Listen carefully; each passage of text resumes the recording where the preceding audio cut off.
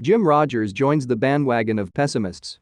I don't see how this crisis isn't going to be the worst of my life. Veteran investor Jim Rogers, who co-founded the Quantum Fund with billionaire investor George Soros, sensed that more bear markets are coming and that the next one will be the worst of his life. Noting that many stocks will fall 90%, he stressed that investors will lose a lot of money. What is the famous investor Jim Rogers referring to with these words, and what is his perspective for the future? We will see all this in today's video, so stay until the end because what we will see will interest you a lot. Let's start.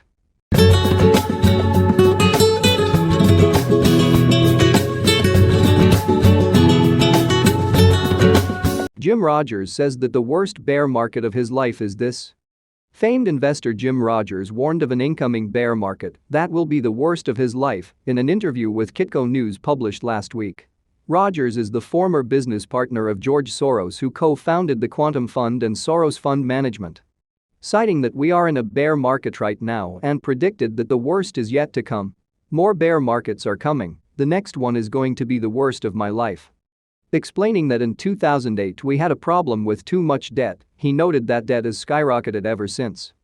Debt, oh my gosh, look out the window, debt has skyrocketed everywhere, so the next bear market has got to be horrible, he opined. How can it not be a horrible bear market? I mean, the United States has increased its debt multiple times since 2009. Japan, my god, they can't even count the debt in Japan. In many countries of the world, the debt goes up and up more, and more. 2008 was because of too much debt, it is much worse now. Rogers also tells us.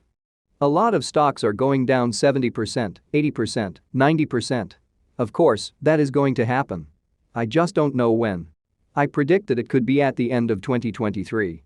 It's been 13 years since we've had big problems, and that's the longest in American history, he noted, adding that it's already historically behind. In addition, he detailed. We have very high valuations, we have amazing debt, we have a lot of new investors coming in. It's not my first rodeo. I have seen this movie. I know how it works. Everyone is going to lose a lot of money. I hope I'm not one of them. Jim Rogers also weighs in on US dollar dominance.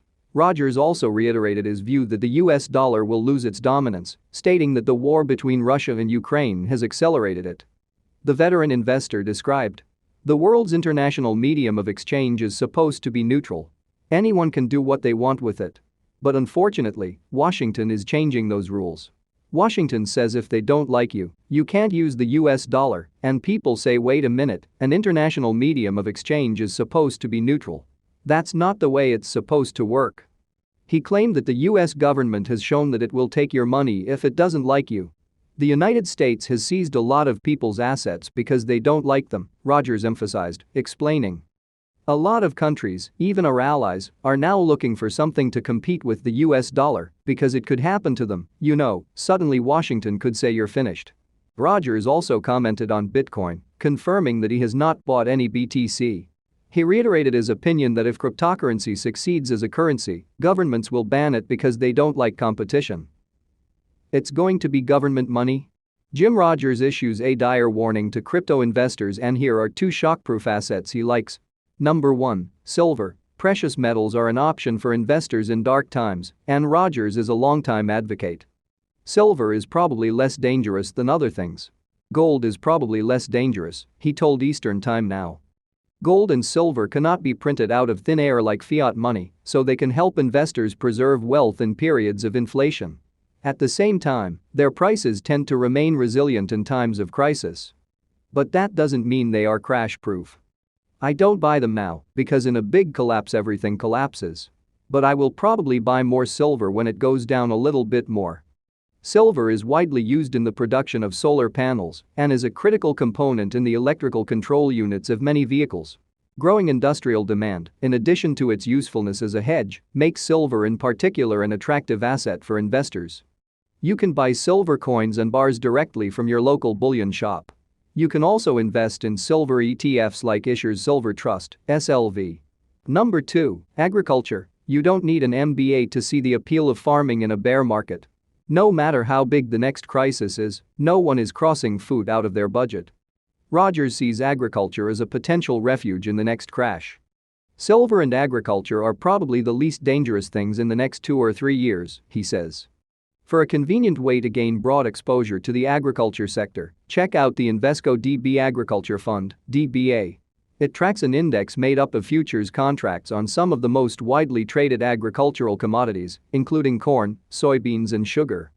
You can also use ETFs to take advantage of individual agricultural products. The Teucrium Wheat Fund, wheat, and the Teucrium Corn Fund, corn, have gained 13% and 19%, respectively, in 2022.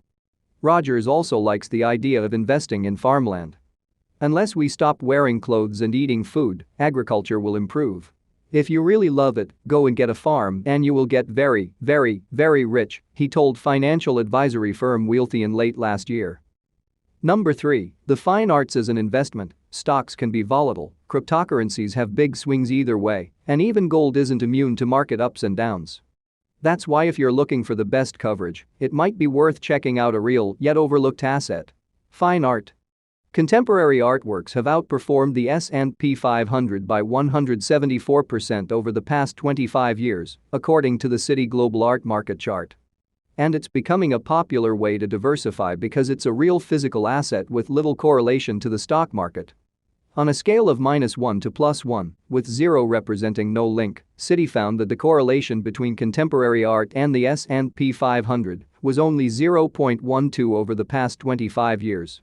Earlier this year, Bank of America Chief Investment Officer Michael Harnett singled out works of art as a clear way to outperform over the next decade, due in large part to the asset's track record as an inflation hedge.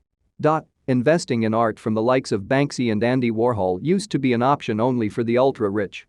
But with a new investment platform, you can invest in iconic works of art like Jeff Bezos and Bill Gates too.